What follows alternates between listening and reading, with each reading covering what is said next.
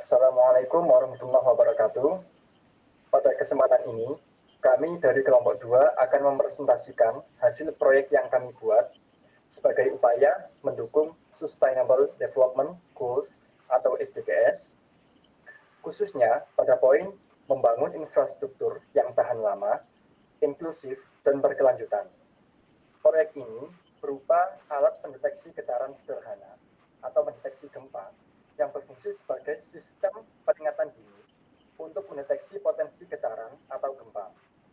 Kami berharap alat ini dapat menjadi solusi awal yang inovatif dan bermanfaat dalam mitigasi bencana di lingkungan sekitar kita. Next. Perancangan sistem deteksi gempa berbasis komponen elektronika. Sebelum kita lanjut ke pembahasannya, alangkah lebih baik kita memperkenalkan diri. Saya dari Suara Auzananda. Saya Dava Ahmadin. Saya Aldi Pratama. Saya Surya Kewan Satria Putra. Bab 1 Pendahuluan. Deteksi gempa merupakan salah satu tantangan dalam bidang teknologi dan mitigasi bencana seperti di Indonesia yang rawan bencana. Sehingga penciptaan alat deteksi gempa sederhana yang sesuai dengan tujuan Sustainable Development Goals, khususnya pada pengurangan resiko dan peningkatan ketahanan masyarakat. Proyek ini bertujuan untuk menciptakan alat pendeteksi gempa sebagai upaya tujuan pembangunan berkelanjutan. Kemudian manfaat alat ini meningkatkan kemampuan deteksi dini gempa bumi, mengurangi resiko dan dampak negatif bencana. Yang kedua, meningkatkan kesadaran dan kesiapan masyarakat terhadap gempa serta memberikan pemahaman praktis kepada mahasiswa mengenai inovasi pembangunan berkelanjutan. Kemudian selanjutnya yang ketiga, proyek ini melibatkan komunitas untuk meningkatkan literasi mitigasi bencana di kalangan siswa melalui pelatihan dan penggunaan alat deteksi gempa. Kemudian bab 2, kajian teori. Yang pertama, SDGs, Sustainable Development Goals. Sustainable Development Goals mencakup beberapa konsep teori pembangunan berkelanjutan, menekankan pada pentingnya memenuhi kebutuhan generasi tanpa mengorbankan masa depan. Kemudian yang kedua yaitu SDGs Goal 9, Industry Innovation Infrastructure. Dalam hal ini mencakup teori pembangunan ekonomi berkelanjutan yang menekankan pada pertumbuhan ekonomi dengan memperhatikan sosial dan lingkungan. Inovasi teknologi meningkatkan efisiensi industri serta mendukung pembangunan berkelanjutan. Teori industri inklusif dan berkelanjutan memastikan masyarakat ekonomi sosial merata, infrastruktur harus mampu beradaptasi terhadap perubahan iklim dan bencana. Yang ketiga, printed circuit board atau PCB sebagai komponen penting dalam perangkat elektronik yang menghubungkan komponen menggunakan jalur konduktif pada papan non-konduktif. PCB terdiri dari lapisan tembaga dan bahan isolator, dirancang menggunakan software CAD yang diproses melalui etching, drilling, dan soldering. Yang keempat, transistor sebagai komponen semikonduktor digunakan untuk menguatkan atau mengalihkan sinyal elektronik yang terdiri dari 3 terminal emitor, basis, dan kolektor transistor. Dapat dikategorikan menjadi 2 jenis berdasarkan susunan lapisan semikonduktor, yakni NPN dan PNP. Yang kelima, kapasitor sebagai komponen elektronik yang digunakan untuk menyimpan dan melepaskan energi dalam rangkaian. Yang keenam, resistor sebagai komponen elektronik pasif yang digunakan untuk membatasi aliran arus listrik dalam sebuah rangkaian. Yang ketujuh, baterai sebagai perangkat penyimpan energi yang mengubah energi kimia menjadi energi listrik melalui reaksi elektrokimia. Selanjutnya, LED atau Light Emitting Diode merupakan jenis diode yang memancarkan cahaya saat diberi arus listrik. LED ini terbuat dari bahan semikonduktor seperti gallium arsenide dan gallium phosphide, serta LED ini menghasilkan cahaya dengan efisiensi tinggi. Yang kesembilan, push button, jenis saklar kecil yang digunakan untuk mengendalikan sirkuit dengan menekan sebuah tombol. Selain itu, microswitch ini memiliki mekanisme snap action yang memungkinkan pergantian cepat antara posisi terbuka dan tertutup. ketika tombol ditekan atau dilepaskan. Yang ke-10 saklar sebagai jenis yang memiliki satu terminal input dan dua terminal output yang memungkinkan pergantian koneksi antara dua rangkaian yang berbeda. Yang ke-11 buzzer sebagai komponen elektronik yang menghasilkan suara ketika diberi tegangan antara 5 hingga 12 volt. Kita masuk ke bab 3, analisis dan pembahasan. Untuk alat yang kita gunakan, kita menggunakan gunting, korek api, solder, dan cutter. Untuk bahan yang kita gunakan, buzzer 5-12 volt, baterai 1,5 volt plus holdernya, transistor BC547, kapasitor Elco 6 volt 3300 mikrofarad, resistor 10 k ohm, LED RGB 5 mm, Microtech switch push button, saklar SPDT, PCB, kabel, stick es krim, karton, mika, lem G, isolasi, dan double tape. Nah, sekarang kita masuk ke poin pembahasan. Ada beberapa poin, ada rangkaian skematik, flowchart, dan desain hardware. Oke, kita masuk ke poin pertama. Poin pertama adalah rangkaian skematik. Saya menjelaskan singkat saja. Ada 5 poin pada rangkaian skematik. Yang pertama ada komponen sensor getaran. Nah, fungsinya sebagai input untuk mendeteksi adanya getaran. Yang kedua ada transistor.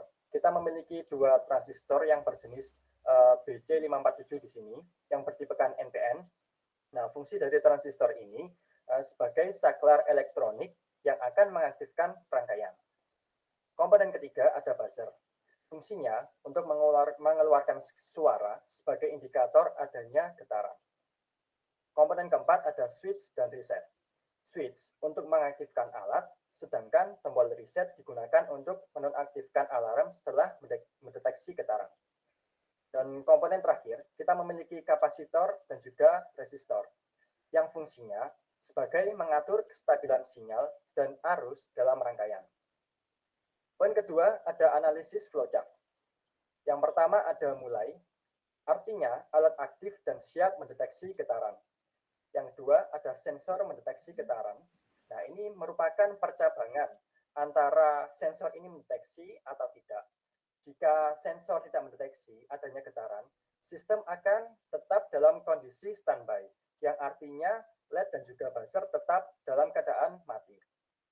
Dan jika sensor mendeteksi getaran, maka LED dan buzzer akan aktif, yang mana otomatis push button akan kita tekan untuk mematikan semua aliran listrik.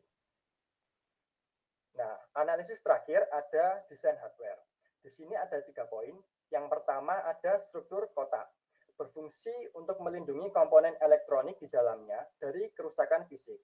Poin kedua ada bahan transparan, yang fungsinya untuk memberikan visibilitas terhadap komponen seperti LED dan juga indikator. Yang ketiga dan yang terakhir adalah portabilitas. Desain dibuat dengan mekanisme sederhana, sehingga dapat dipasang dengan mudah di lokasi strategis. Nah, kesimpulannya, rangkaian ini merupakan solusi sederhana namun efektif untuk mendeteksi getaran atau gempa dengan alur kerja yang sistematis dan desain hardware yang solid. Oke, next. Oke, selanjutnya kita masuk ke hasil survei.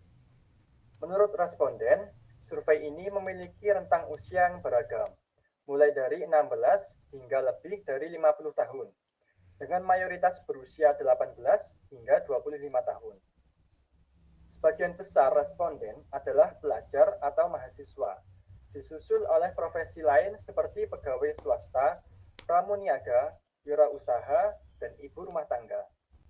Dari segi pendidikan, responden memiliki latar belakang mulai dari SMK atau SMA hingga D4 atau S1, dengan mayoritas berada pada jenjang D4 atau S1, mencerminkan tingkat pendidikan yang cukup tinggi.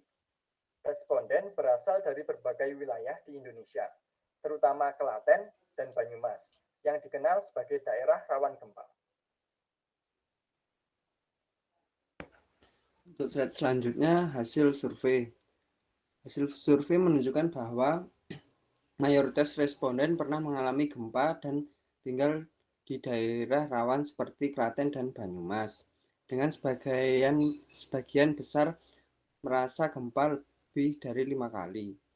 Responden memiliki pemahaman baik tentang cara melindungi diri saat gempa, meskipun sebagai besar belum pernah mengikuti pelatihan kesiapsiagaan bencana. Mayoritas merasa sistem peringatan gempa di lingkungan mereka belum memadai dan menyatakan pentingnya alat pendeteksi gempa untuk meningkatkan kesiapsiagaan. Responden menilai alat ini mudah digunakan, cukup akurat dan memiliki potensi besar jika dipasang di rumah, kantor, atau fasilitas umum. Sebagian besar setuju dengan integrasi alat ke aplikasi smartphone untuk memudahkan pemantauan. Kendala diidentifikasi meliputi harga, sensitivitas, dan potensi alarm palsu, dengan saran perbaikan seperti peningkatan kualitas bahan dan sistem dan integrasi teknologi IoT. Yang selanjutnya penutup. Kesimpulan, alat pendeteksi gempa berbasis elektronik dinilai penting dan bermanfaat oleh mayoritas responden, terutama karena kemampuannya meningkatkan kesiapsiagaan menghadapi gempa, terutama di daerah rawan bencana. Alat ini efektif dalam memberikan peringatan dini, meskipun belum sempurna. Tatanan utama yang perlu diperbaiki mencakup harga yang masih dianggap mahal, sensitivitas alat yang perlu disesuaikan agar tidak terlalu sensitif terhadap getaran kecil, serta peringatan akurasi deteksi.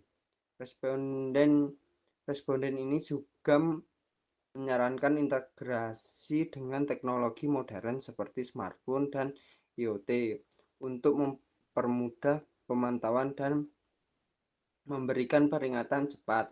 Hasil penelitian menunjukkan bahwa alat sederhana berbasis sensor getaran ini berfungsi baik dalam mengidentifikasi getaran meskipun belum mengukur parameter spesifik, dan memiliki potensi besar untuk dikembangkan lebih lanjut guna meningkatkan sensitivitas dan fungsinya.